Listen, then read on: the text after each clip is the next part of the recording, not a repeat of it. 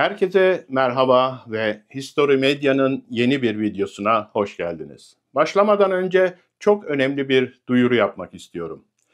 Giderek daha fazla sayıda kişi kanalımızı takip ediyor. Bu da bize büyük mutluluk veriyor. Ancak %70'iniz YouTube kanalımıza abone değilsiniz. Oysa bir YouTube kanalına abone olmak tamamen ücretsiz.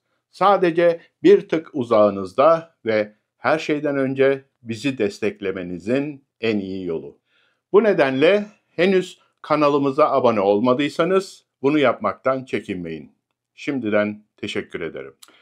Bugün size çok uzun zamandır ele almak istediğim bir konuyu anlatacağım. Bu Amerika Birleşik Devletleri'nin 35. Başkanı John Fitzgerald Kennedy'nin suikastini çevreleyen gizemlerle ilgili. Tarih benim de 7. yaş günüm olan 22 Kasım 1963'tü ve Kennedy yeniden ABD Başkanı seçilmek için yürüttüğü kampanyanın bir parçası olarak Texas eyaletinin Dallas şehrine gidiyordu. Eşi Jackie ile birlikte üstü açık bir Lincoln arabada yol alırken saat 12.30'da silah sesleri duyuldu.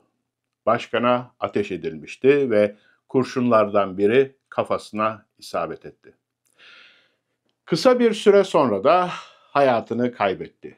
Takip eden saatlerde polis Lee Harvey Oswald adında bir şüpheliyi yakaladı. Tetikçi olduğu düşünülüyordu. Ancak Oswald masum olduğunu iddia ediyordu. O sadece bir kurbandı ve suikastin arkasındaki kişi o değildi. Ama gerçeği açıklayacak kadar zamanı olmadı. Çünkü 2 gün sonra o da öldürüldü. Peki Kennedy suikastinin arkasında gerçekten kim vardı? Soruşturmanın iddia ettiği gibi sadece tek başına hareket eden bir tetikçi miydi? Yoksa perde arkasında başka insanlar da var mıydı? Yıllar sonra Kennedy suikastinin resmi versiyonu sorgulanmaya başlandı. Dava dosyasında tutarsızlıklar ortaya çıktı ve hepsinden önemlisi yeni ipuçları ve tanıklar mafya babalarının da dahil olduğu büyük bir komploya işaret ediyordu. Yeniden seçilen ABD Başkanı Donald Trump, Başkan John F. Kennedy'nin kardeşi Robert Kennedy ve zenci hakları aktivisti Martin Luther King suikastlerine ilişkin son gizli belgelerin de yayınlanması ile ilgili kararnameyi imzaladı. Trump, istihbarat koordinatörü ve Adalet Bakanı'na Başkan Kennedy'nin ölümüyle ilgili belgelerin tamamının yayınlanması için 15 gün içinde kendisine bir plan sunmaları talimatını verdi. Senatör Kennedy ve Martin Luther King ile ilgili belgeler için ise 45 günlük bir süre tanıdı. ABD Ulusal Arşivlerine göre John F. Kennedy suikastine ilişkin yaklaşık 5 milyon belge, fotoğraf, video, ses kayıtlarının büyük bir kısmına 1990'ların sonundan bu yana tam olarak erişilebilmekte.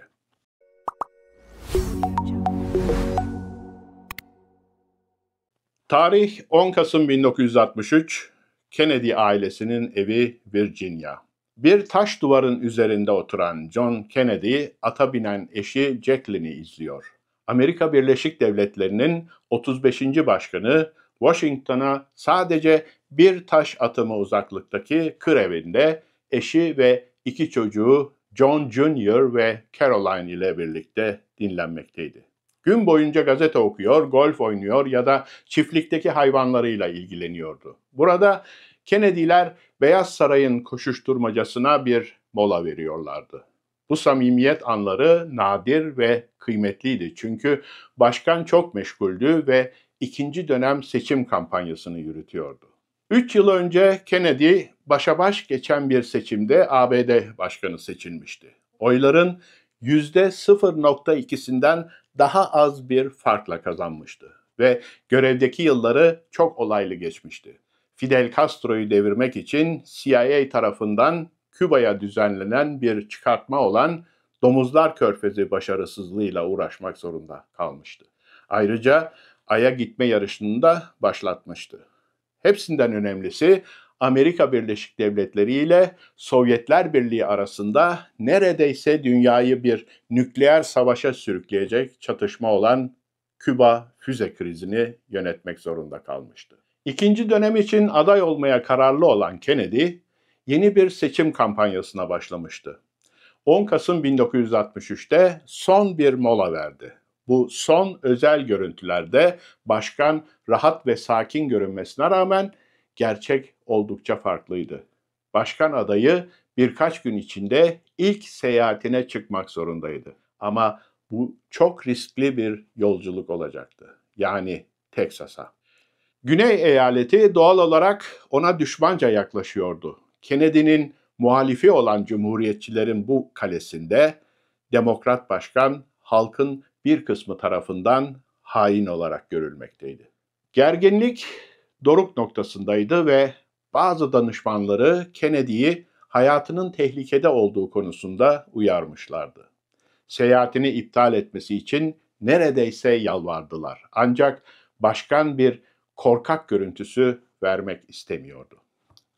11 gün sonra 21 Kasım 1963'te Kennedy çifti Teksas'a uçtu. Jackie çok endişeliydi. Çiftin Dallas'a gitmek üzere uçağa binecekleri 22 Kasım sabahı Kennedy'nin içinde kötü bir his vardı. Uçağa binmeden önce karısına döndü ve sanki bir ön sezi gibi şunları dedi. Bugün çılgın bir ülkeye gidiyoruz. Ama Jackie, eğer biri beni pencereden vurmak isterse onu durdurmanın bir yolu yok. O yüzden neden endişeleniyorsun? 22 Kasım 1963 saat 12:30. Kennedy başkanlık konvoyunun arkasında kalan bir binadan ateş altına alındı. İlk kurşun patladı ve başkanın boynuna isabet etti. Bir kurşun da arabanın ön tarafında oturan Vali Connelly'e isabet etti. Son bir el daha ateş edildi ve bu kez Kennedy başından vuruldu. Jackie çaresiz bir hareketle başkanlık arabası Lincoln'ın arkasına koştu ve kocasının beyninin parçalarını topladı. Sonra başkanlık arabası hızlandı ve hastaneye doğru yola çıktı. Ama artık çok geçti. Arabada kocasının yanında oturan Jackie, sonsuza dek unutamayacağı o anı şöyle anlatıyor. Connelly'nin kolunu tuttuğunu ve 3 kez "hayır" diye bağırdığını gördüm. Sonra Jack'in bana doğru döndüğünü fark ettim. Yüz ifadesi o kadar netti ki, hani sanki ona bir füzenin 10 milyon parçasından biriyle ilgili bir soru sorduğumda, yüzünde beliren o harika şaşkın ifade vardı. Sonra öne doğru devrildi. Kucağıma yığıldı. Kanı ve beyninin parçaları kucağımdaydı. Sürekli "Jack, Jack" diyordum ve birileri "başkan vuruldu" diye bağırıyordu. "Jack" dedim. "Jack, beni duyabiliyor musun? Seni seviyorum Jack." Saat 13'te Kennedy'nin öldüğü ilan edildi. Amerika Birleşik Devletleri'nin 35. başkanı bir suikaste kurban gitmişti. Bu 20. yüzyılın en önemli gizemlerinden birinin başlangıcıydı. Suikasti takip eden saatlerde bir şüpheli tutuklandı. Bu kişi büyük olasılıkla ateş edilen okulun kitap deposunda çalışıyordu ve olay sırasında binada görülmüştü. Olay yerinden kaçtığına, bir polis memurunu öldürdüğüne ve daha sonra bir sinemada saklandığına inanılmaktaydı. Bu 23 yaşındaki adamın adı Lee Harvey Oswald'tı. Eski bir ABD donanma mensubu olan Oswald, Sovyet vatandaşı bir kadınla evlenmiş ve Amerika'ya dönmeden önce de Sovyetler Birliği'nde yaşamıştı. Şüpheli, ateşli bir komünist olarak tanınıyordu. Dallas polisi zanlının evrakları arasında silah satın almak için kullandığı sahte isimli bir askeri kimlik kartı bulmuştu. Ateş açıldığı iddia edilen binanın içinde araştırma yapan polisler 5. katta yarı açık bir pencerenin yanında ve karton kutu yığınlarının arkasında bir siperle karşılaştılar. Yerde 3 mermi kovanı vardı. Çok uzakta olmayan bir yerde de aceleyle bir tüfek saklanmıştı. Bu Oswald'ın satın aldığı tüfeğin aynısıydı. Bulunan deliller suikast eylemine birebir uyuyor gibi görünüyordu. Oswald işini bahane ederek pencerenin önüne gelmiş, daha sonra da 3 el ateş etmişti. Ancak Oswald tutuklandığı andan itibaren hep masum olduğunu söyledi. Bir basın ve televizyon muhabirleri ordusunun önünde neden tutuklandığını bilmediğini, hiçbir şey yapmadığını, kendisinin sadece bir kurban olduğunu savunup durdu. Ama Oswald'ın bildiği her şeyi açıklayacak kadar zamanı olmadı. 2 gün sonra Dallas Polis Karakolu'ndan hapishaneye nakledilirken kameraların ve gazetecilerin önünde karnından vuruldu. Oswald'u öldüren kişi Dallas'taki bir gece kulübünün sahibi olan Jack Ruby idi. Eylemini Jackie Kennedy'yi bir duruşma sürecinin acısından kurtarmak istediğini iddia ederek açıkladı. 2 saat sonra Dallas polisi bir basın toplantısı düzenledi. Şüpheye yer yoktu. Lee Harvey Oswald gerçekten de John F. Kennedy'nin katiliydi. 3 gün sonra 25 Kasım 1963'te Amerika Birleşik Devletleri'nin 35. Başkanı devlet töreniyle defnedildi. Jack Ruby hapishaneye gönderildi. Dava dosyası kapanmıştı. Chicago'nun kenar mahallelerindeki lüks bir evde bir adam bodrum katında sosis kızartıyordu. Kel kafası ve çökmüş yanaklarıyla bu 67 yaşındaki adam emekliliğinin tadını çıkarıyordu. Rahat bir yaşam tarzına sahip olan bu adam sıradan biri değildi.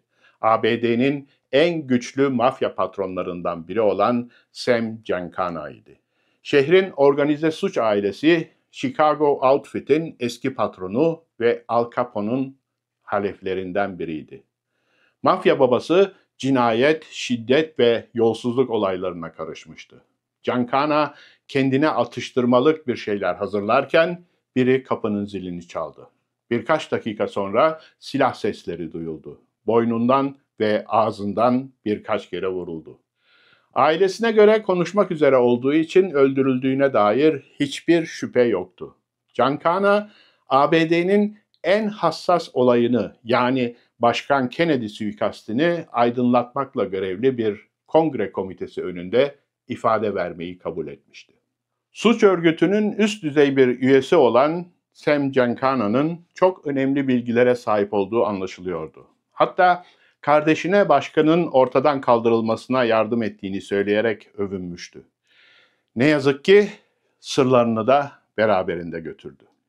Ertesi yıl soruşturma komisyonuna başka bir adam çağrıldı. Bu kişi Las Vegas'ın mafya babası ve Sam Giancana'nın sağ kolu olan John Roselli'ydi. O da eski başkanın ölümü hakkında çok şey biliyordu ve o da konuşmayı kabul etti. Ama çağrıldığı gün komisyonda ifade vermeye gelmedi. Bunun da iyi bir nedeni vardı. Cesedi birkaç gün sonra Miami Körfezi'nde yüzen bir petrol varilinin içinde bulundu. Amerika Birleşik Devletleri'ndeki en etkili mafya patronlarından bazıları kongre komiteleri önünde konuşmadan önce neden ortadan kaldırıldılar? Kennedy suikastı hakkında ne biliyorlardı? Gerçek azmettiricileri tanıyorlar mıydı? Yoksa kendileri de bu işin içinde miydiler? Aslında ABD'nin 35. başkanının bir suikaste kurban gitmesi, resmi versiyonun bize inandırmak istediğinden çok daha karmaşık bir olay. Sorular gibi şüpheler de gitgide artıyordu. Suikast, yeraltı dünyasının da dahil olduğu büyük bir komplonun sonucu muydu? Ve daha da endişe verici olanı, mafya ile Kennedy ailesi arasında bilinmeyen bağlantılar olabilir miydi? Aslında Kennedy ailesi ve yeraltı dünyası birbirlerini çok uzun zamandır tanıyordu. Hikaye 1920'lerde başlıyor. O dönemde merhum başkanın babası Joe Kennedy, servetini spekülasyon ve eyaletler arasındaki alkol ticareti yoluyla kazanıyordu. Faaliyetleri nedeniyle her zaman mafya üyeleriyle temasta bulunuyordu. Golf sahasında bazen mafya üyesi John Roselli ile oynardı. Joe Kennedy o zamanlar Sam Giancana tarafından yönetilen Chicago Outfit üyeleriyle de işbirliği yapmaktan da çekinmedi. Genç bir senatör ve hırslı bir politikacı olan oğlu John, ABD başkanlığına adaylığını koyduğunda kampanyasının üzerinde mafyanın gölgesi vardı. Hatta 1960 seçimleri sırasında FBI, Kennedy'nin tuhaf destekçileri konusunda endişelenmeye başladı.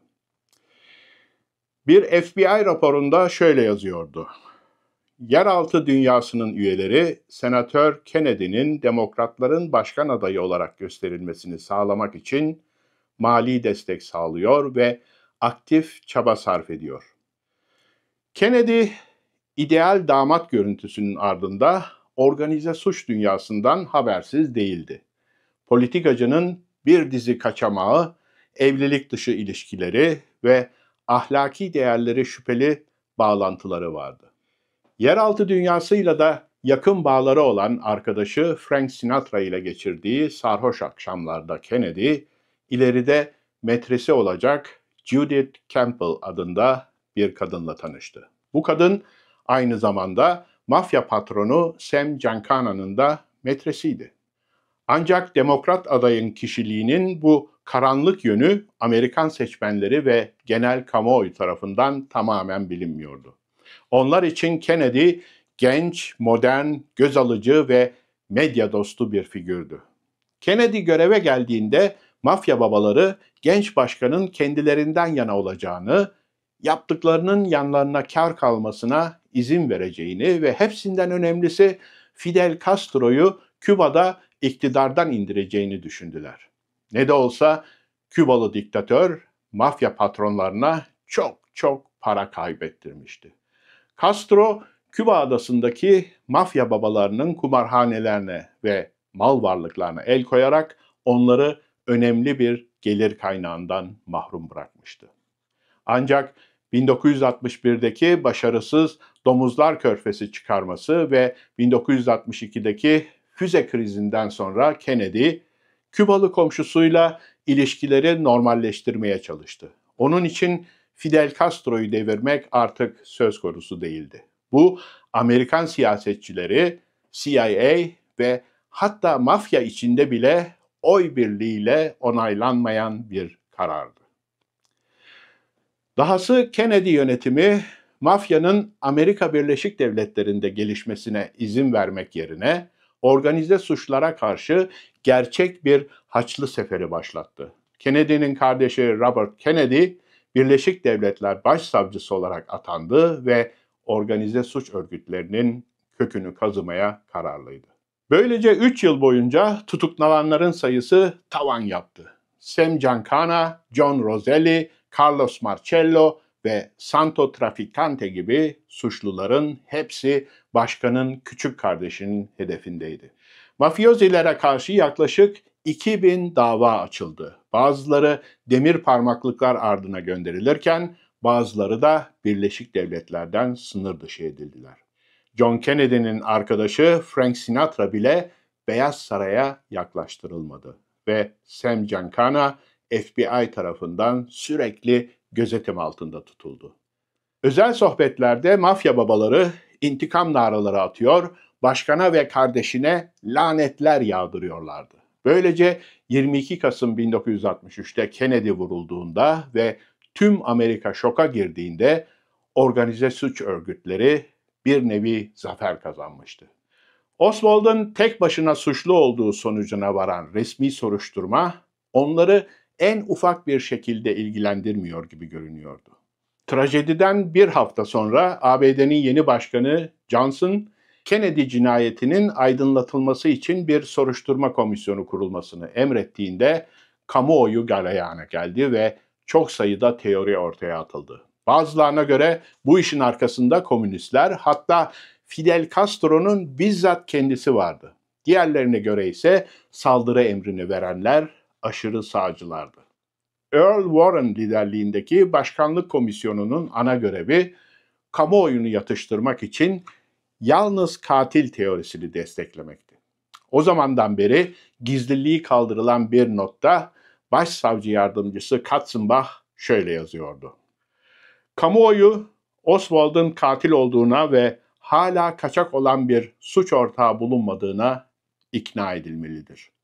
24 Eylül 1964'te 10 aylık bir çalışmanın ardından Warren Komisyonu sonuçlarını açıkladı. Lee Harvey Oswald başkanın öldürülmesini tek başına hiçbir suç ortağı olmadan organize etmiş ve planlamıştı.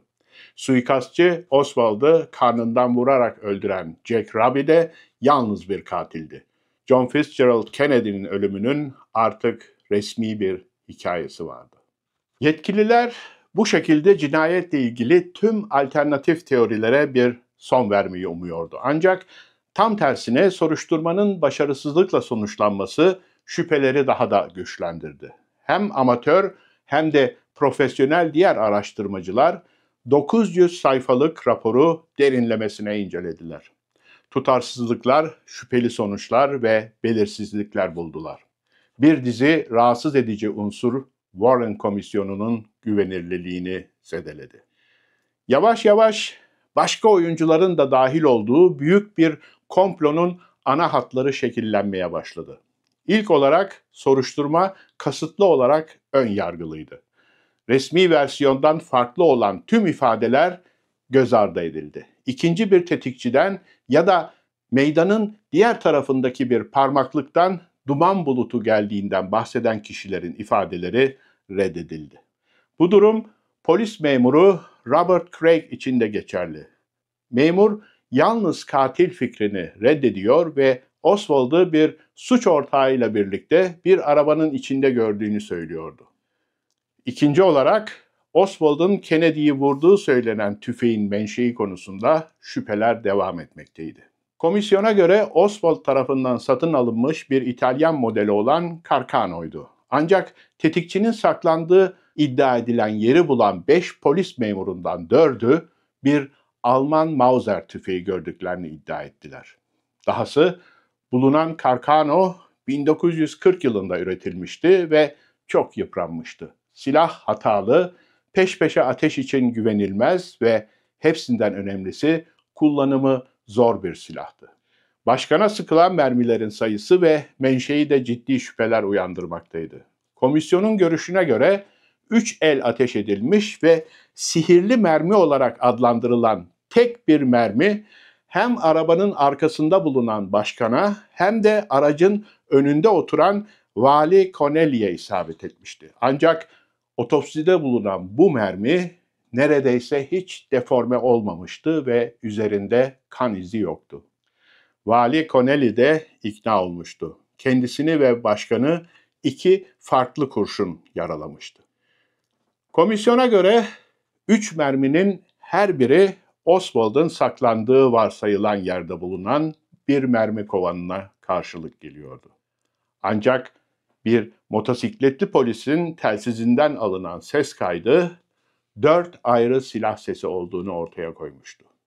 Patlamalardan biri diğer üçünden farklı olarak bir kurşunun Oswald'ın siper aldığı arka taraftan değil de başkana ön taraftan ateşlendiğini düşündürmekteydi. Çok sayıda görgü tanığı da meydana bakan Çimenlitepe'deki bir çitten gelen silah sesleri duyduklarını iddia etmekteydiler. Kennedy'ye önden ateş edildiği fikri Dallas Hastanesi'ndeki doktorların Kennedy'nin boğazındaki deliğe önden giren bir kurşunun neden olduğunu düşünen sonuçlarıyla da tutarlıdır. Son olarak en rahatsız edici unsur, komisyon Lee Harvey Oswald'ın suikastçısı Jack Ruby'yi Haziran 1964'e kadar yani olaydan 8 ay sonrasına kadar sorgulanmadı. Ruby konuşmayı kabul ettiyse de bu Washington'a nakledilmesi şartına bağlıydı. Gerçeği söylemek istiyorum ama bunu burada yapamam diyordu. Komisyon Ruby'nin Washington'a nakledilmesini reddedince Ruby de sessiz kaldı.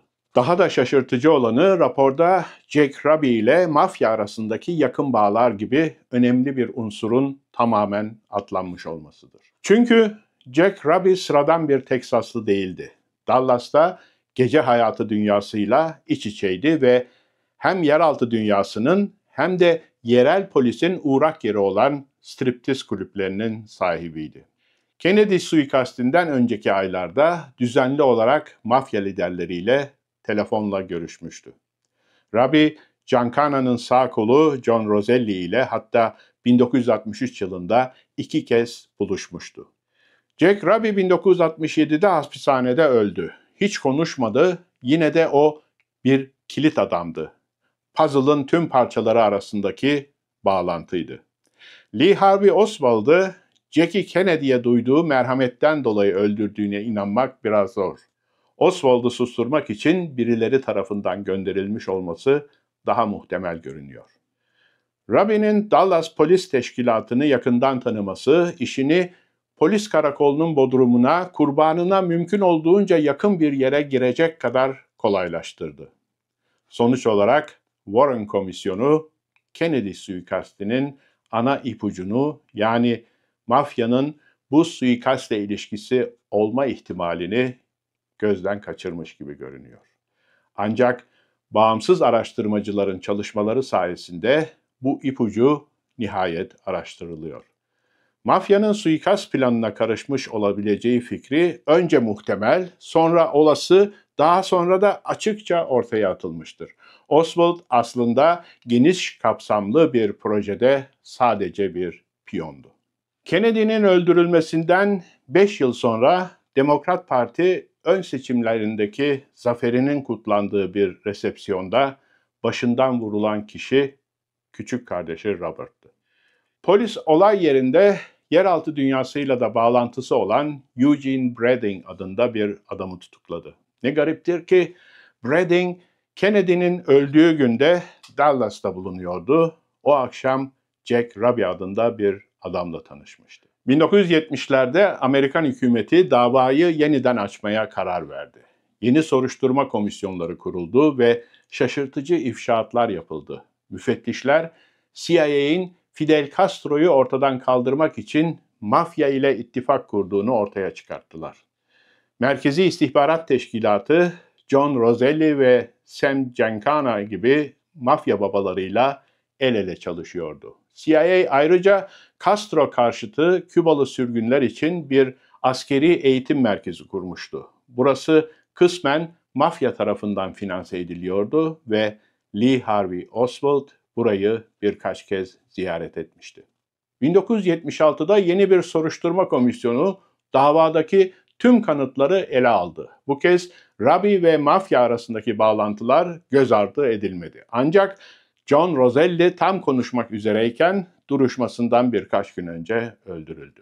Kennedy'nin suikast emrini bizzat verdiğinden şüphelenilen eski Kübalı mafya babası Santo Traficante'ye gelince 5. maddeyi öne sürerek parlamenterlere cevap vermeyi reddetti ve böylece kendisine zarar verebilecek her türlü sorudan kaçınmış oldu. Bu yeni soruşturmanın sonunda resmi versiyon değişti. Komisyon nihayet 4. bir atıştan ve 2. bir tetikçinin varlığından bahseden görgü tanıklarının ifadelerine itibar etti. Müfettişler yeni raporlarında Başkan Kennedy'nin muhtemelen bir komplonun kurbanı olduğu sonucuna vardılar. Lee Harvey Oswald tetikçiydi ama pusuya yatmış bir ya da daha fazla suç ortağı da ona yardım etmiş olmalıydı. Raporda hiçbir isim, hiçbir suçlu, hiçbir destekleyici açıkça belirtilmiyor ama satır aralarında mafya, özellikle de Marcello, Giancana ve Traficante gibi mafya babaları öne çıkarılıyor.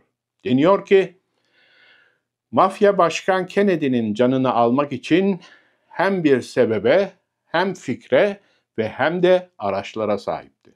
Dolayısıyla mafya gerçekten de ABD Başkanı Kennedy suikastini 2 ana nedenden ötürü düzenlemiştir. Birincisi, kardeşi Robert Kennedy'nin mafya üzerindeki baskısına son vermek. İkincisi, mafyaya çok pahalıya mal olan Castro ile herhangi bir uzlaşma girişimini ortadan kaldırmak. Kennedy suikastine ilişkin soruşturma ilerledikçe bir başka önemli iddia daha ortaya çıkmakta. Devlet kurumları yükümlülüklerini ciddi şekilde ihlal etmişti.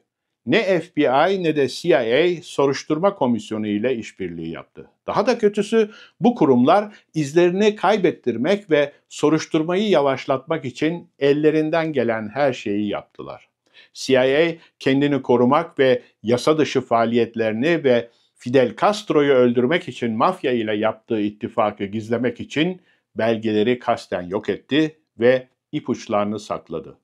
Edgar Hoover başkanlığındaki FBI için Kennedy'nin kaçamaklarını ve metresinin Sam Giancana ile olan bağlantılarını ortaya çıkarmak söz konusu bile olamazdı. Bu, başkana suikast tehdidinin açıkça dile getirildiği mafya dinlemelerinin görmezden gelinmesi anlamına geliyordu. Kennedy suikasti davası bu kadar karmaşıksa, sonuçları bu kadar çeşitliyse bunun nedeni 1960'larda Soğuk Savaş'ın zirvesinde ve Castro'ya karşı verilen amansız mücadelenin ortasında her şeyin serbest ve mübah olmasıdır. Mafya büyük bir güce sahipti ve birçok büyük şehirde iyice yerleşmişti. Gizlilikle örtülü bir teşkilat olan CIA, herhangi bir dış denetim olmaksızın kendi hedeflerini takip ediyordu. Ne eylemlerinin yasallığı ne de bunları gerçekleştirenlerin ahlakı bir sorun teşkil ediyordu. FBI ise her şeyden önce kamu düzenini korumak, kamuoyunu sakinleştirmek ve gerçeği kendine saklamak anlamına gelse bile herkese uygun resmi bir versiyon bulmak istiyordu. Bir numaralı şüpheli Oswald'a gelince başkanın konvoyuna gerçekten ateş etti mi yoksa sadece gözcülük mü yaptı? Neler olup bittiğinin farkında mıydı yoksa manipüle mi edildi? 62 yıl sonra bugün bile gizem devam ediyor. Tahmin edebileceğiniz gibi mafya Kennedy suikastine karışmıştı ve bu organize suçun uzmanları arasında iki kişi tüm entrikaların merkezinde yer alıyor gibi görünüyor. Santo Trafficante ve Carlos Marcello. Suikastin gerçek azmettiricileri onlar mı? Buna inanmak için her türlü sebep var. ABD'de 20. yüzyılın en önde gelen gangsterlerinden biri olan Santo Trafficante'ye gelince ilginç bir ipucu var. 1975 yılında Sam Giancana suikaste kurban gittiğinde FBI, Santo Trafficante'nin bir telefon konuşmasını ele geçirmiş ve bu konuşmada Trafficante şöyle demişti. Şu anda Kennedy'yi kimin öldürdüğünü bilen sadece 2 kişi hayatta ve bu ikisi konuşmayacaklar. 2 kişi derken kendisini ve mafya babası John Roselli'yi kastediyordu. Ama Santo Trafficante yanılıyordu çünkü John Roselli konuşmaya karar vermişti. Bu yüzden Roselli 1 yıl sonra öldürüldü. New Orleans'ta yaşayan İtalyan-Amerikan mafyası babası Carlos Marcello'ya gelince Robert Kennedy yönetimi bu suçluyu yargılamak için elinden gelen her şeyi yaptı. Hatta 1961'de ülkeden kovulunca Guatemala'ya kaçmak zorunda kaldı. Yani Kennedy kardeşlere karşı içgüdüsel bir nefreti vardı ve intikam almaya kararlıydı. Kısacası gördüğünüz gibi Kennedy suikasti olayı hala birçok teoriye yol açıyor. Henüz tüm arşivlerin gizliliği kaldırılmış değil. Bazılarının gizliliği 2023'ün Aralık ayında kaldırıldı ve diğerleri de önümüzdeki yıllarda gün ışığına çıkacak. Olay sırasında orada bulunan Jackie Kennedy'nin ifadesinin tutanakları için ise 2039 yılına kadar beklememiz gerekecek. Evet, biraz uzun da olsa bu suikast komplosunun sonuna geldik. Anlatacak çok şey vardı ancak bu bölümü hazırlamak o kadar zevkliydi ki ayrıntıları detaylı olarak sizlerle paylaşmak istedim. Sabrınız ve sadakatiniz için çok teşekkür ederim. Bu kanalı giderek daha fazla izliyorsunuz ve bu beni çok memnun ediyor. Gösterilen ilgi motivasyonumu güçlendiriyor. Yakında yeni bir video ile tekrardan görüşmek üzere, hoşça kalın.